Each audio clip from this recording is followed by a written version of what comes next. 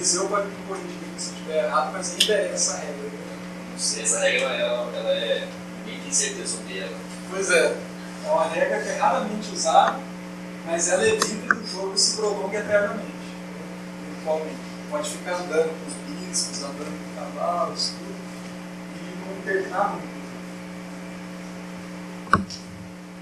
Na era romântica do xadrez, que é como a gente chama do século XIX, né, 1800, essa era século de 1800, porque era um xadrez ousado, de ataque, né, ainda tinha pouca teoria desenvolvida em termos de estratégia, né, depois o xadrez se tornou mais desenvolvido em termos da defesa.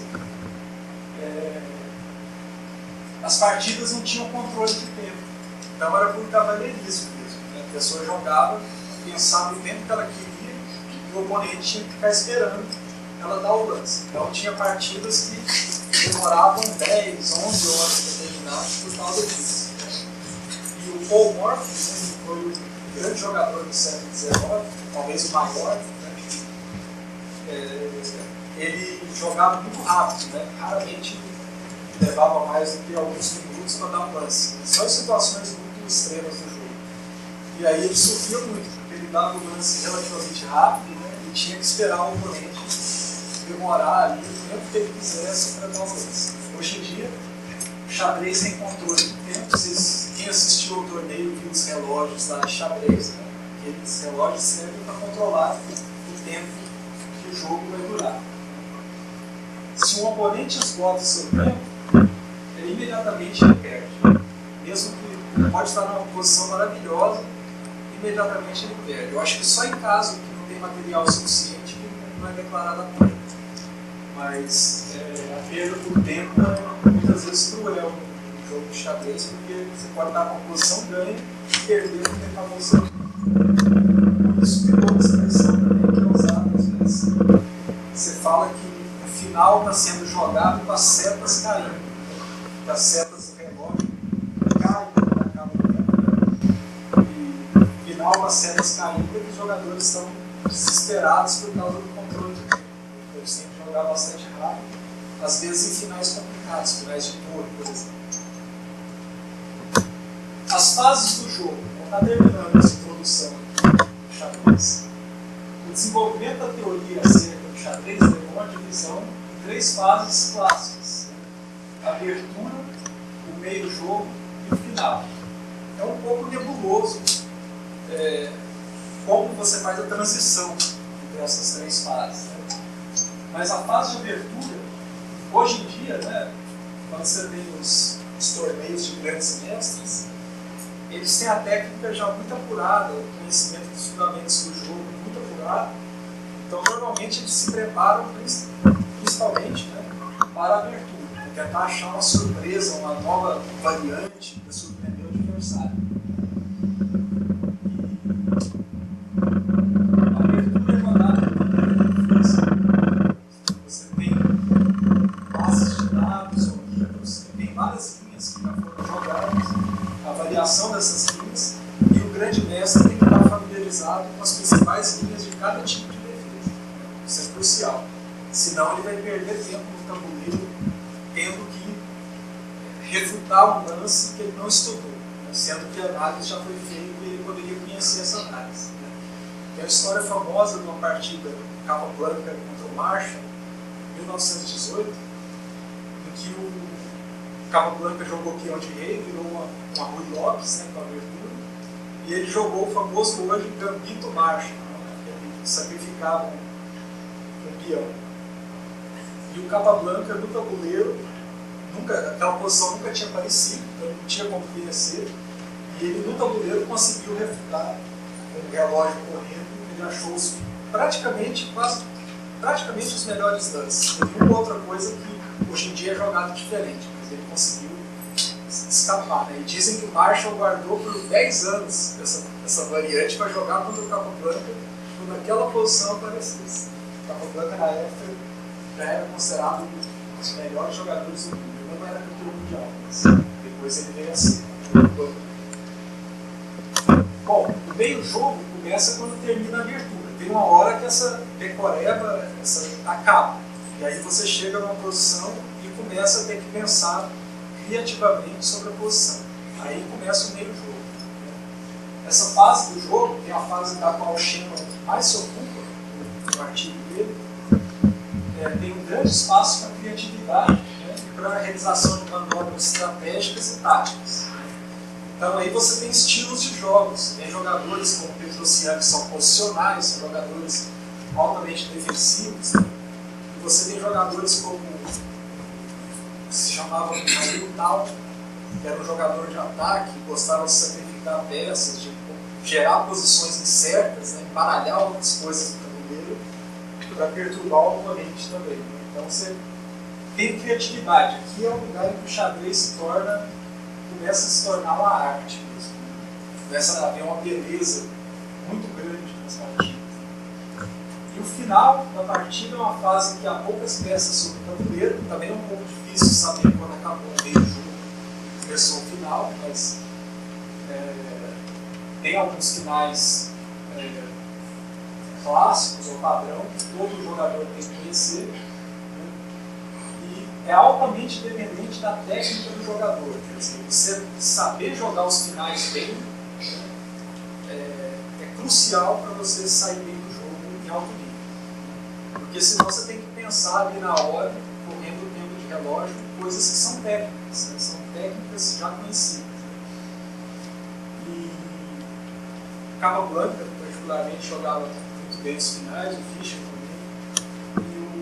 E tinha os cursos falavam que para ser campeão mundial, tacitamente se admitia que era preciso conhecer a fundo a teoria de finais. Senão você não chega no nível de ser campeão mundial. O Rudolf Spielmann foi o último cavaleiro chamado Gambito do Rei, que é uma abertura bastante agressiva, né? Ele era um jogador que atacava bastante, tem um livro muito importante dele que chama Arte do Sacrifício no Xadrez. Sacrifício é você entregar peças por outras compensações, né? E ele dizia que você deveria jogar a abertura como um livro, o meio-jogo como um mago e o final como uma máquina. Então era essa a definição que ele dava das 3 fases do jogo. Bom, a abertura é jogada normalmente tendo por base análises prévias, né, um corpo teórico consolidado, e eventualmente o jogador surpreende o oponente com alguma inovação no torneio, e aí o oponente tem que se virar para tentar refutar aquele lance novo. Antigamente havia publicação, né, de livros de abertura constantemente atualizados, né, o Modern Chess Opens, né, que apareceu no grupo nosso WhatsApp, era um desses livros. E mais recentemente há bases computacionais que fazem esse papel. Alguns jogadores, como Botvin, Fischer e Kasparov, reconheceram claramente a importância da preparação extensiva de aberturas. Eles eram extremamente bem preparados para jogar as aberturas. Então, é uma característica dos 3. O Capablanca já se dizia preguiçoso, preferia jogar ali de acordo com posição. Claro que ele conhecia as principais variantes, mas não tinha uma preparação tão extensiva de abertura quanto esses 3 jogadores, por exemplo. O que você faz na abertura? O que você busca quando você começa a jogar uma partida de xadrez? Você busca desenvolver as peças o mais rápido possível para levá-las para boas posições e busca lutar pelo centro do tabuleiro, seja por meio da ocupação direta do centro, seja a distância. Então essa é a tônica da abertura, desenvolver as peças, né, e ocupar, dominar o centro do tabuleiro, que é a parte mais crucial. A abertura modela o meio-jogo, né, e o meio-jogo é uma fase de criatividade e cálculo. Né, você pode pôr jogadores diferentes e eles vão jogar de uma maneira diferente no meio-jogo. Os caminhos do meio-jogo definem fortemente o tipo de final que será atingido. Muitas vezes o sujeito direciona a forma como ele joga o meio-jogo para chegar num final específico que ele sabe que é um final ganho, por exemplo. E é a fase menos maquinal do jogo, mas curiosamente é a fase que o Shannon mais explora. Né? E há vários tratados importantes de estratégia na fase do meio-jogo, como o Misovich, né? O Meu Sistema, um livro muito importante, o Manual do Bachmann, do Dr. Lasker, do Dr. Tarde. Todos esses livros são importantes. O conceito de mobilidade, que o Shannon usa também, é importante. Né? Se vocês tivessem que escolher um dos bispos, qual vocês prefeririam ter? Preto ou branco? Preto, né? Preto é o que se chama um bispo bom. Né? Ele é um bispo que está com as casas aqui livres, ele está controlando muitas casas. O bispo branco é o que se chama um bispo ruim, né? Porque ele está bloqueado pela cadeia de peões e, portanto, ele tem um alcance extremamente limitado. Então, a mobilidade das peças é fundamental. Você ter a peça sem colocá-la numa posição ativa, ela é uma madeira morta. Algo que não consta. A estrutura de peões também é uma das coisas mais importantes para se analisar uma posição no xadrez. Aqui a gente tem uma estrutura bonita, né? Os peões centralizados, amparados aqui devidamente. Né? Aqui essa região nem foi tocada, não tem nenhuma fraqueza posicional ali. E aqui a gente tem uma posição em que há 3 fraquezas importantes do xadrez que o Shannon menciona também. Os peões dobrados, né? São mais fracos, porque você só tem um peão para defender os dois aqui. Né? Um peão atrasado, os peões adjacentes estão na frente dele, então ele pode ser um alvo fácil ali para o ataque de uma torre, por exemplo, ou pode gerar uma casa fraca aqui na frente dele, porque não tem mais peões para atacar essa casa. Então o oponente pode querer plantar uma peça ali de cavalo, por exemplo, e vai estar muito bem colocado. E um peão isolado, que é um peão que não tem peão adjacente para proteger. Então, essas 3 fraquezas o Shannon vai utilizar no artigo dele. Bom, o posicionamento das peças é muito importante. Né? Aqui a gente tem um cavalo bem posicionado, tem um peão atrasado aqui, ele ocupou esse que se chama em inglês de outpost, né? Uma casa privilegiada ali para se posicionar. E aqui a gente tem o que se chama da torre na 7ª, né? Que é muito importante também nos finais você ter a torre na 7ª linha, porque você bloqueia o movimento do rei, o rei está preso nessa linha aqui, e você ataca a retaguarda dos peões do adversário. Então, muitos finais você joga para colocar a torre na 7ª linha. Hoje eu vi o Gustavo. Gustavo está aí? Não, né? Gustavo vi ele jogar na 7ª umas 3 vezes ali, assistindo as partidas dele. E sempre com isso. Bom, e no final, há uma série de temas com os quais um bom jogador tem que se familiarizar, mas você também tem que calcular bastante. Você precisa calcular para jogar o final bem, tem que calcular as variantes. Então, uma fase do jogo que a técnica é muito importante para o jogador humano, né? Saber posições padrão, reconhecer posições padrão e lembrar os esquemas padrão para lidar com aquelas posições. Né? E as máquinas jogam muito bem no final. Né? E quando há até 6 peças no tabuleiro, já existe um lookup table que você pode utilizar para saber o melhor lance e jogar de maneira perfeita. Bom, terminou essa talvez entediante introdução ao xadrez aqui. E agora a gente vai analisar o trabalho do Shannon.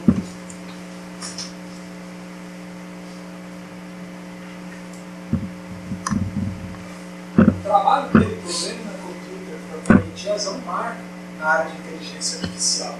Realmente é um trabalho, não sei se tão importante quanto o do Turing de 50, né?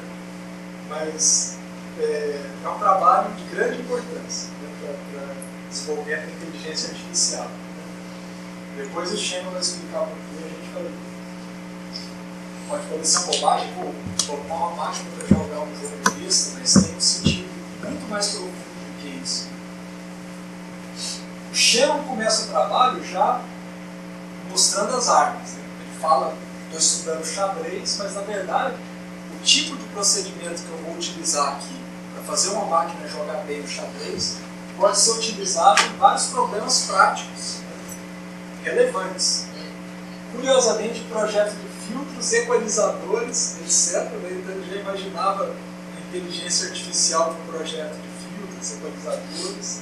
projeto de circuitos de chaveamento, roteamento de chamadas telefônicas, realização de análise simbólica, por exemplo, o pessoal que faz cálculo 1, muitas vezes sonharia em ter um manipulador simbólico para gerar as primitivas ali das integrais, né? Para gerar tradutores automáticos de linguagem, decisão estratégica em cenários militares relativamente simples, orquestrar uma melodia, o Shannon cita, né? Um computador conseguia automaticamente orquestrar, dava uma melodia, ele conseguia fazer a orquestração, né? Criar a harmonia da peça, né?